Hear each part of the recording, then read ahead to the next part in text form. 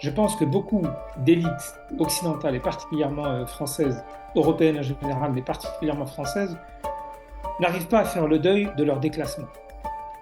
C'est-à-dire que l'Occident, qui pendant des siècles a eu le monopole de la puissance, se voit aujourd'hui fortement déclassé par un certain nombre d'acteurs internationaux qui hier étaient considérés comme des pays sous-développés, qui aujourd'hui lui tiennent la dragée haute. Lui tiennent la dragée haute. Donc c'est compliqué, mais en même temps on avale la pilule lorsque la Chine surclasse la France au niveau économique, lorsque c'est l'Inde également, des pays comme le Brésil et l'Afrique du Sud qui sont maintenant évidemment des puissances en devenir et qui demain dépasseront les puissances du vieux continent, de la vieille Europe.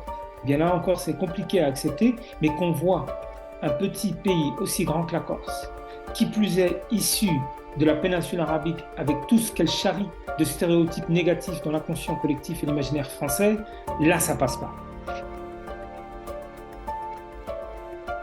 Je ne pense pas que ceux qui aujourd'hui caricaturent le Qatar, le condamnent, le critiquent, le vouent aux gémonies en prétextant les rapports d'Amnesty International, utilisent ces mêmes rapports d'Amnesty International pour dénoncer l'occupation israélienne de la Palestine, par exemple. Et pourtant, le dernier trophée des champions de la Ligue nationale de football française, il a lieu où? Il a lieu à Tel Aviv. Est-ce qu'on a entendu les protestations d'un certain nombre de responsables pour dire que ça n'est pas possible, il faut boycotter la situation des droits humains? Et le Qatar, ce qu'il gagne, c'est la consécration.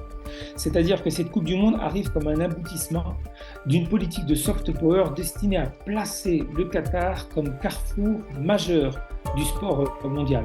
Le Qatar a besoin d'organiser cette Coupe du Monde pour montrer à la face du monde qu'il n'est pas un petit pays, qu'il est un acteur reconnu et crédible